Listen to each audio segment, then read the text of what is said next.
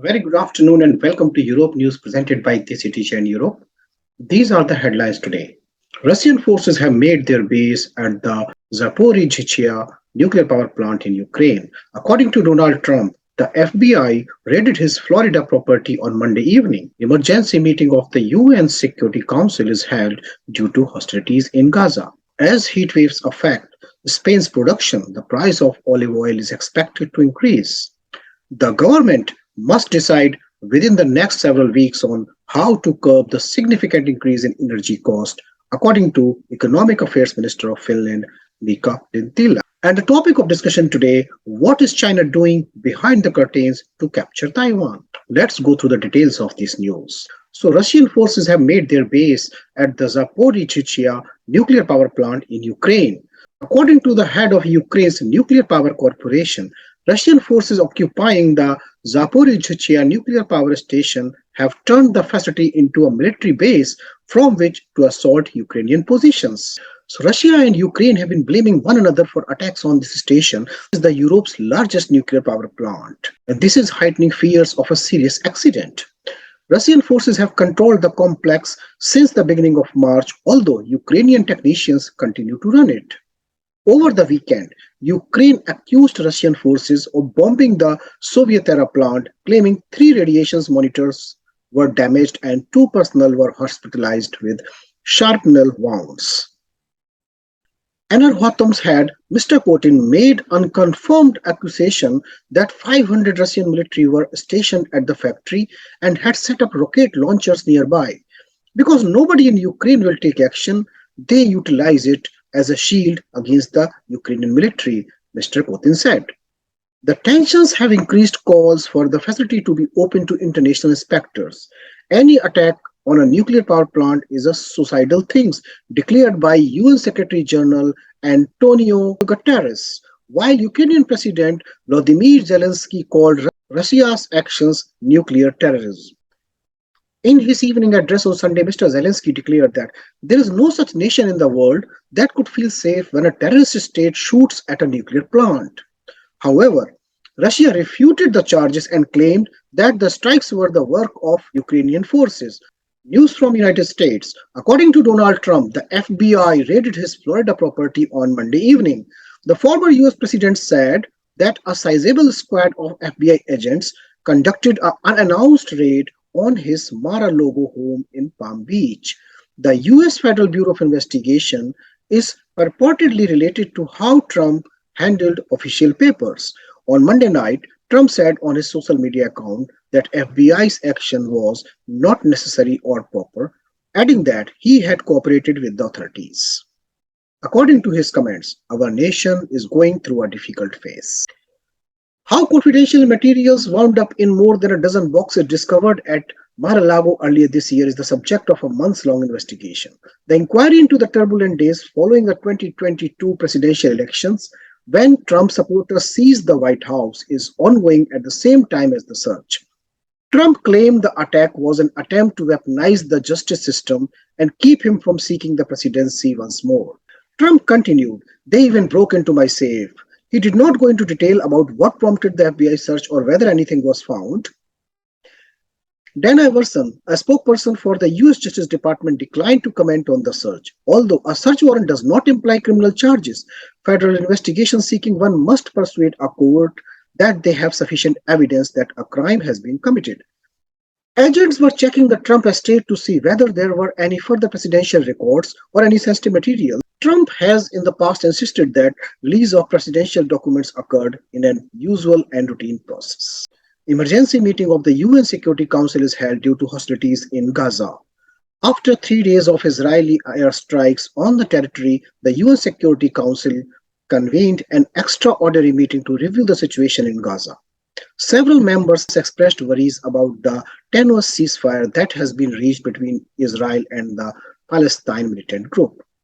The UN representative voiced grave concern at Israel's execution of senior PIJ leader Taysir Jabri, which sparked the 66-hour round of violence in a statement on Friday. The Israeli representative attempted to draw comparison between Jabri's killing by the IDF and the last month's US execution of Al-Qaeda chief Ayman al-Jawahiri. Israeli ambassador to UN, Erdogan said this institution, along with the majority of the world, gave its entire support when al-Jawahiri was killed. Yet the UN suddenly expressed great concern when Israel eliminated such terrorists to avert an impending attack against our civilians. Such discrimination is difficult to justify. He claimed that Israel conducted this operation with amazing accuracy and great precision, taking precautions seldom ever seen in areas of war around the world. Riyad Mansour, the Palestinian ambassador to the UN, flatly refuted the claim. He started by saying Israel claims for itself a right to security that would seem to justify murdering, imprisoning, and enslaving an entire nation. How many times will Israel be able to use the justification of attacking our citizens of Gaza before someone says enough is enough? Mansour cried out, as you know, after Israel started bombarding Islamic Jihad strongholds in Gaza on Friday, at least 44 Palestinians, nearly half of them were civilians, were murdered, including 15 children. According to the health ministry in Gaza, hundreds of people were hurt there. After mediation of Egypt, both groups agreed for the ceasefire. News related to the price of olive oil. As heat waves affect Spain's production, the price of olive oil is expected to increase. Nearly half of the olive oil in the world is produced in Spain, but in the recent weeks, the nation has been dealing with high heat and a lack of rain, along with other Western European nations that produce olive oil, such as Italy and Portugal. Spain produced about 1.4 million tons of olive oil last year. However, officials reportedly expect as little as 1 million tons this season. Moreover, if the absence of rain prevented olive trees from growing new branches, the dry weather might have an effect on crop the following season. Global prices are being impacted by this. According to the market research from Mintech, the benchmark price for extra virgin olive oil increased in July to its highest level thus far this year, up by 7.3% from the previous month and 14.2% from the year before. This will eventually be reflected in client prices.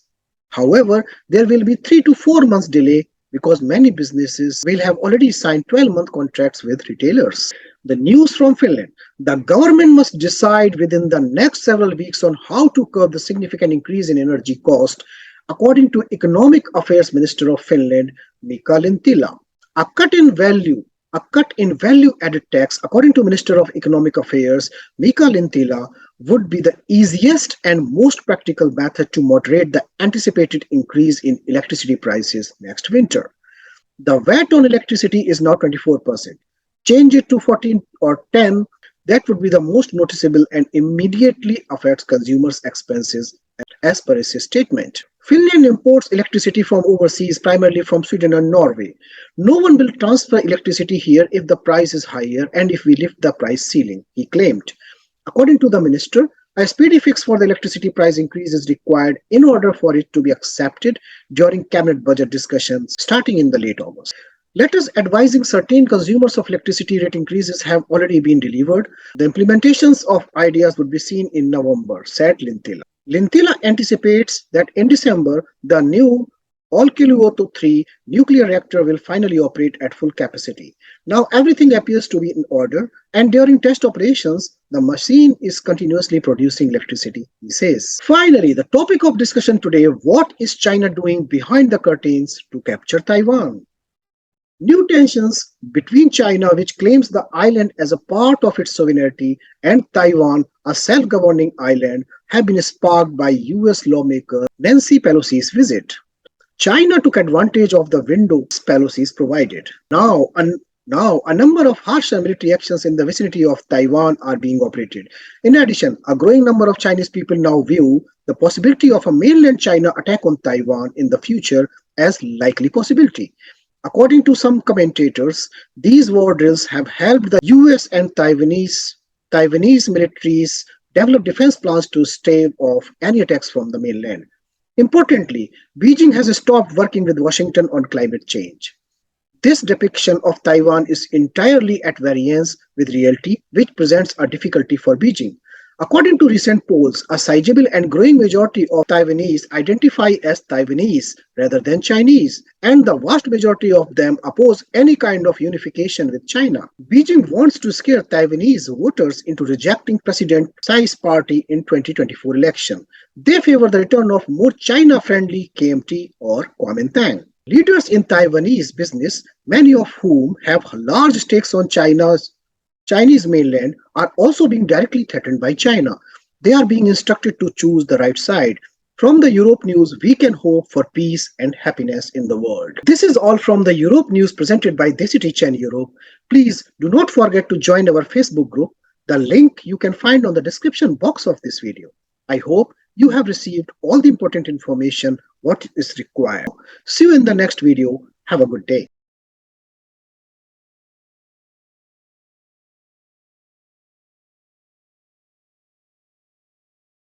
The